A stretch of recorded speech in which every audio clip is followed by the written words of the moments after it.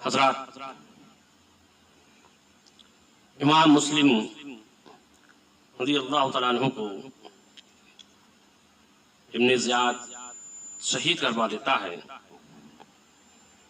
उसके बाद मोहम्मद और इब्राहीम दोनों मासूम बच्चे कादी शरीह के घर इन तमाम वाक़यात से बेखबर थे।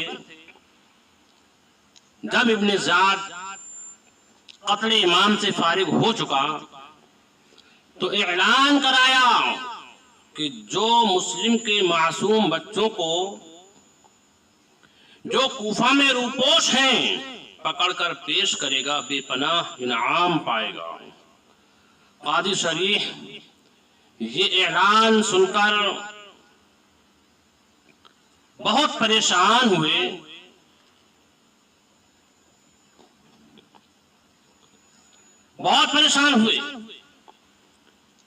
आपकी आंखों में आंसू भर आए। बच्चे ये हालत देखकर घबरा गए और कादी शरीह से कहा, आप क्यों रो रहे हैं? हम कहीं यतीम तो नहीं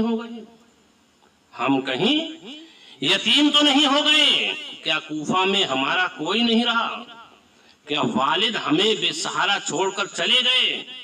काजी ने दोनों बच्चों को सीने से लगाया और कहा, साहबजादों, ये वक्त आहू फगा का नहीं। इब्न ज़ियाद के सिपाही तुम्हारी तलाश कर रहे हैं। कहीं तुम्हारी आवाज सुनकर इधर आ ना निकले। सुबह एक काफिला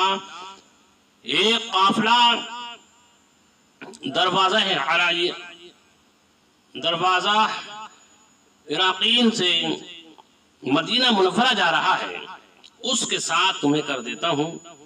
अल्लाह को मंजूर हुआ तो मदीना तैयबा पहुंच जाओगे।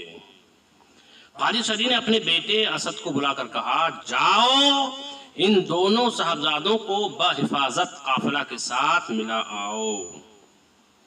असद दरवाजा पर आया तो देखा कि काफिला जा चुका था। दूर गर्द गुब्बार उड़ता हुआ नजर आ रहा था। असद ने कहा कि जल्दी करो, दौड़कर काफिले से मिल जाओ। दोनों बच्चे दौड़े मगर काफिला दूर निकल गया। काफिला दूर निकल चुका था। नोकीले पत्थरों ने पांव जख्मी कर दिए। भूखे प्यासे भागे चले जा रहे हैं। फूल सी नाजुक पत्तियां रंगीन हो गईं। तमाम दिन दौड़ते रहे, रात हो गई। बड़े ने छोटे से कहा, रात कहीं सो जाएं। मगर छोटा बोला, भाईजान, कहीं सिपाही हमें गिरफ्तार ना कर लें। अभी हम कूफा से ज्यादा दूर नहीं आए हैं। हमें रात भर भी सफर जारी रखना चाहिए। रात की सियाही गहरी होती चली गई। पत्ता हिलता है तो डर जाते हैं। जंगल बियाबानों को तय करते चले जा रहे हैं। सुबह होने को थी तो